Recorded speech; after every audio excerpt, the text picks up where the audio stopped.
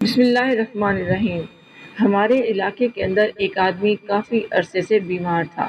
یہ بندہ کافی تکلیف میں رہتا تھا اور نہ اسے شفا مل رہی تھی اور نہ ہی اسے دنیا سے آزادی مل رہی تھی۔ اس بندے کا کافی علاج کرایا گیا پر اس کو بیماری سے شفا نہیں ملی۔ آخرکار اس کی موت کا وقت قریب آ گیا تو اس کے قریب ٹھہرے ہوئے لوگوں نے اسے کہا کہ تم کلمہ پڑھ لو۔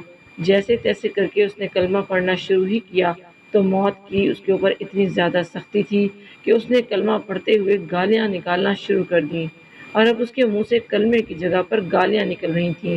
معلوم نہیں کہ یہ بندہ گالیاں دینے کا عادی تھا یا کوئی اور مسئلہ تھا۔ پھر اس کی روح پرواز کر گئی۔ اس کے بعد اس کے کفن دفن کا انتظام کیا گیا تو لوگوں نے جا کر اس کی قبر کی کھدائی کی۔ جب قبر کی کھدائی مکمل ہو گئی تو اس کو قبر میں لے جانے کے لیے قبرستان لے جایا گیا۔ وہاں پر جا کر اسے جیسے ہی قبر میں دفنانے لگے تو لوگوں نے دیکھا کہ قبر کے اندر پہلے سے ہی بچھو موجود تھے۔ لوگوں نے جب بچھوؤں کو دیکھا تو ان لوگوں نے آپس میں مشورہ کیا کہ اس کو اس قبر میں نہیں دفنانا۔ پھر لوگوں نے ان کے لیے دوسری جگہ پر قبر بنانا شروع کی۔ اب دوسری قبر کے اندر بھی پہلے سے بچھو موجود تھے۔ آپسی مشورے کے بعد لوگوں نے پھر اسے اسی قبر میں ہی دفن کرنے کا ارادہ کیا اور اس بندے کو بچھو کے حوالے کر دیا۔ کبھی ایسا بھی ہوتا ہے کہ کوئی بندہ کافی نیک نظر آتا ہے پر موت قریب آنے کے بعد اس کی روح پرواز نہیں کر رہی ہوتی، یہاں تک کہ قرآن پاک کی تلاوت بھی ہو رہی ہوتی ہے پر پھر بھی اس کی بخشش نہیں ہو رہی ہوتی۔ یعنی کہ آپ کے اعمال ہی ہیں جو آپ کو بچا سکتے ہیں۔ اگر آپ اس دنیا کے اندر اپنے اعمال بہتر نہیں کریں گے تو ہو سکتا ہے اس آدمی کی جگہ ہم پڑے ہوں گے اور بچھو ہمیں کھا رہے ہوں گے۔ پھر اس شخص نے کہا کہ بظاہر تو یہ مرحوم نمازی پرہیزگار اور ایماندار آدمی تھا، لیکن جب میں نے ساری تحقیق کی تو معلوم ہوا کہ یہ اپنی والدہ کی اس طرح عزت نہیں کرتا تھا جس طرح کی اسے کرنی چاہیے تھی۔ ماں نے جب کوئی فرمائش کرنی یا کوئی ایسی بات کرتی تو اس کو اکھڑ کر پڑتا۔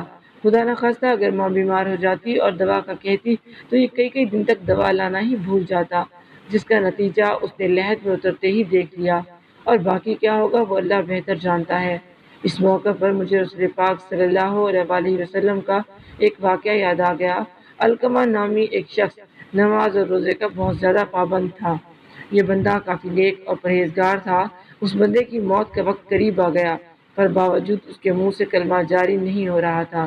علقمہ کی بیوی نے ایک ہندو رسول پاک صلی اللہ علیہ وسلم کی طرف بھیجا اور آپ صلی اللہ علیہ وسلم کو اطلاع دی تو آپ صلی اللہ علیہ وسلم نے دریافت کیا کہ کیا علقمہ کے والدین زندہ ہیں، تو معلوم ہوا کہ علقمہ کے والدین میں سے صرف اس کی ماں زندہ ہے اور ماں علقمہ سے کافی ناراض ہے۔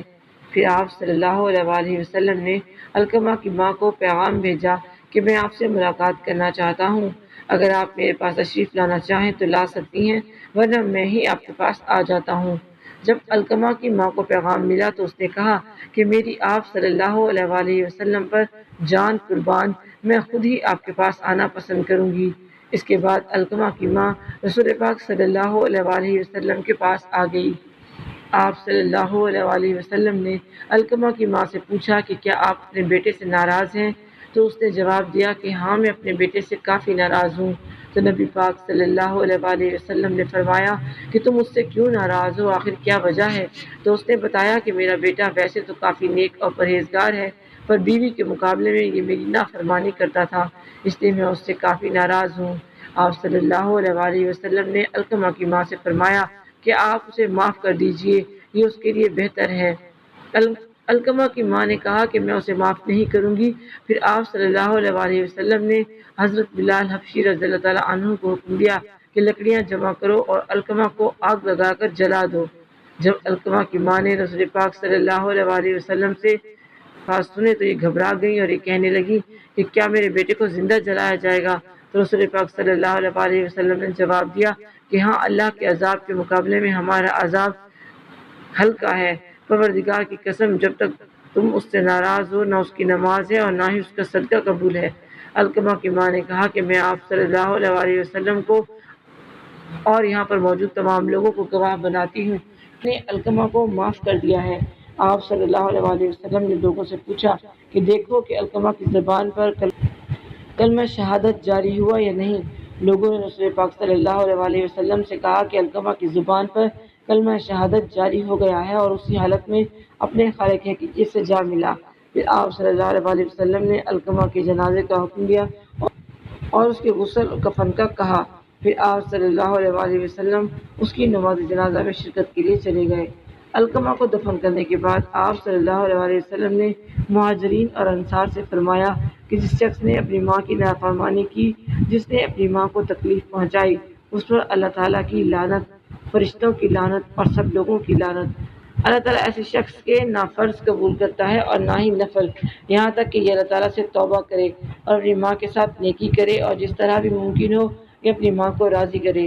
رب کی رضا ماں کی رضامندی پر موقوف ہے اور اللہ تعالیٰ کا غصہ اس کے غصے میں پوشیدہ ہے۔ ایک اور جگہ پر رسول پاک صلی اللہ علیہ وسلم کا فرمان ہے کہ سارے گناہوں کی حیثیت یہ ہے کہ اللہ تعالیٰ ان گناہوں میں سے جن گناہوں کو چاہے معاف فرما دے، مگر ماں کی نافرمانی کرنے کے متعلق اس نے فیصلہ کیا ہے کہ اس جرم کے مرتکب کو اس کی وفات سے پہلے دنیا کے اندر اسے سزا دے کر رہے گا۔ رسول پاک صلی اللہ علیہ وسلم فرماتے ہیں کہ اللہ تعالیٰ نے تم پر ماؤں کی نافرمانی اور بدسلوکی کو حرام قرار دیا ہے، لہذا آپ لوگوں کو چاہیے کہ اپنے ماں باپ کے ساتھ اچھے سلوک سے پیش آئیں۔ جس ماں باپ نے آپ کو بولنا سکھایا ہے، آپ جب بڑے ہو جاتے ہیں تو اسی ماں باپ کے سامنے ایسے غلیظ بکواسیات بولنے لگتے ہیں، ان کو گالیاں دینے لگتے ہیں۔ بس ڈرو اس وقت سے جب آپ پر اللہ تعالیٰ کا عذاب قائم کر دیا جائے گا۔